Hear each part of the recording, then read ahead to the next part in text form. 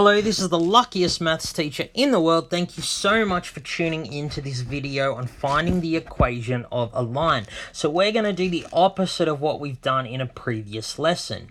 So what happened in previous lesson was you were given the equation of a line and you needed to turn it into a graph. Here, you're going to get either a graph or information about a graph, and you are going to find the corresponding equation. So as I said on a previous video, if an equation is linear, it can almost always be written in the form y equals mx plus b. There's only one exception to this rule that I will go through later. So all we have to do is find m, which remember is the gradient, and find b, which remember is the y-intercept. And it's usually easiest if you do them in that order. So it's actually really easy. We just find m, the gradient, find b, the y-intercept, and then our equation is y equals mx plus b. So the thing that might change from question to question is how you find m or b. Sometimes they will be told to you. So if you're not told the gradient, there's two ways we'll find it.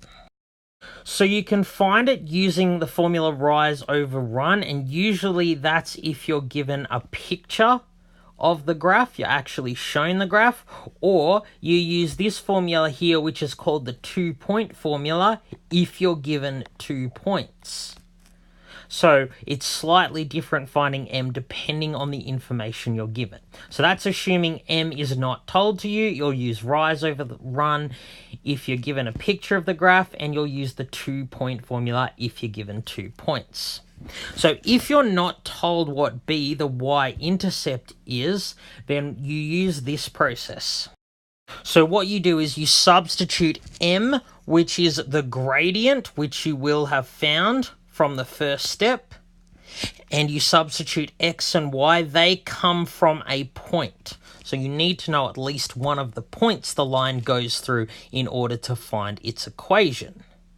So if you know m and x and y values from a point, you just substitute all of that into the equation y equals mx plus b and solve for b.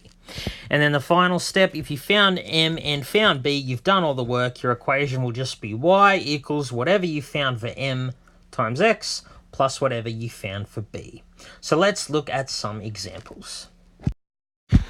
So what is the equation of the line with gradient 5 and y-intercept minus 3? Well, this is easy because we're told what m and b are.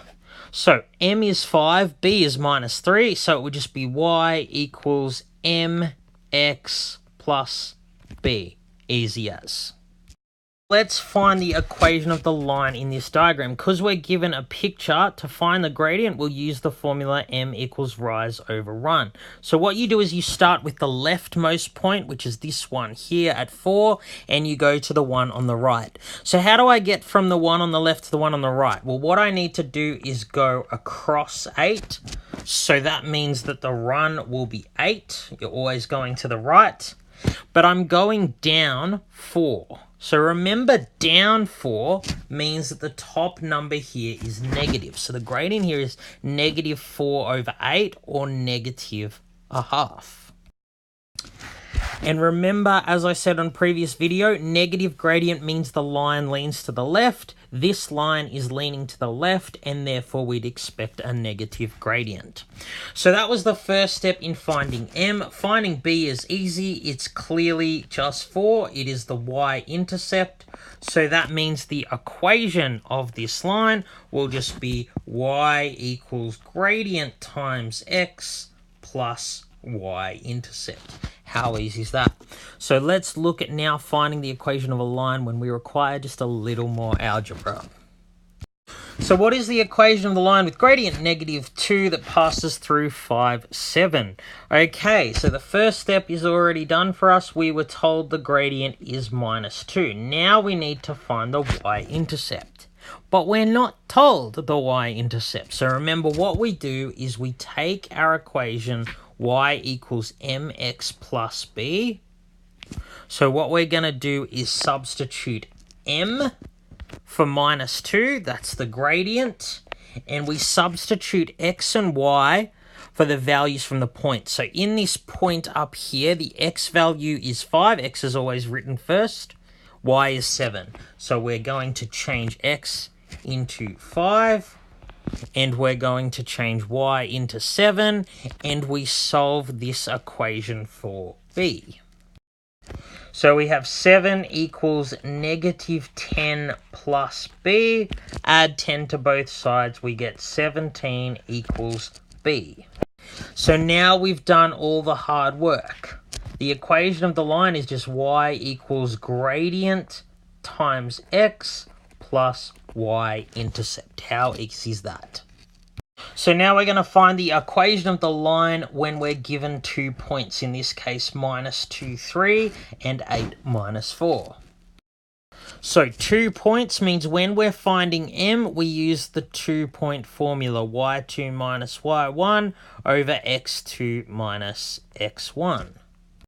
So it doesn't matter which point you label as point 1 and which you label as point 2, as long as you're consistent. What I mean by that is if you call this x1, this has to be y1. And if you call this x2, this has to be y2. But it wouldn't matter whether you called this point here x1, y1, and it wouldn't matter if you called this point here x2, y2.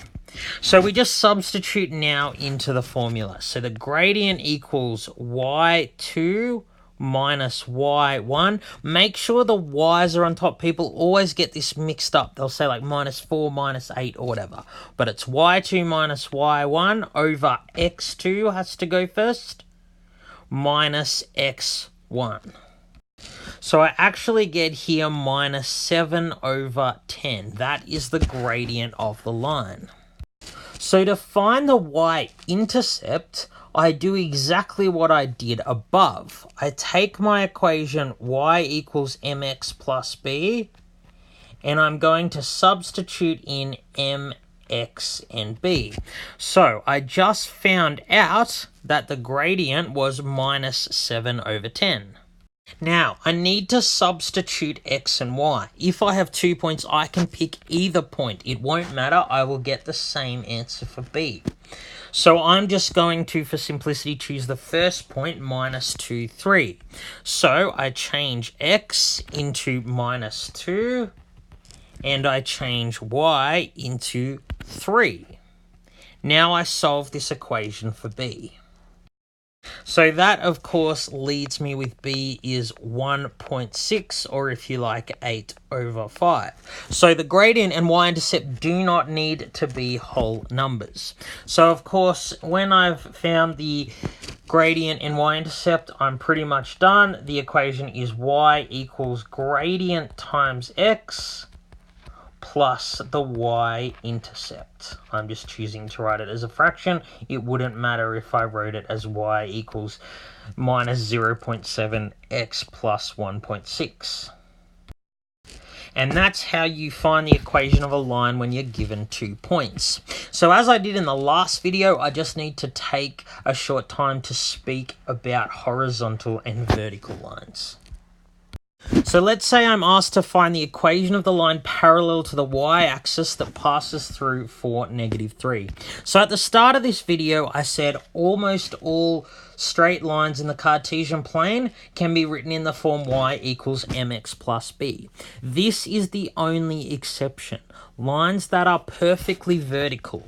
And remember from the previous video, they have the equation x equals some number. I can't write that in the form y equals mx plus b, and that's why I can't use the previous methods. So some people get unstuck. When they get a question like this, they try and find m and they try and find b. You can't find m. You can't find the gradient of a line like this because its gradient is undefined. So what you just have to do is be astute here. We know that parallel to the y-axis means it's perfectly vertical, therefore its equation will be x equals some number, so that number comes from the x-coordinate of the point. So this will just be the line x equals 4. So that line is perfectly vertical with x-intercept 4, and it doesn't have a gradient. Of course, if I said what is the equation of the line parallel to the x-axis that passes through 4 minus 3, so let's say I change it to x-axis, that line would be perfectly horizontal, so it would be y equals a number. And again, that number just comes from the point. It would be y equals minus 3. But that line actually does have a gradient. Its gradient is 0. Alright, thank you for listening to me. This has been the luckiest maths teacher in the world. Have a great day.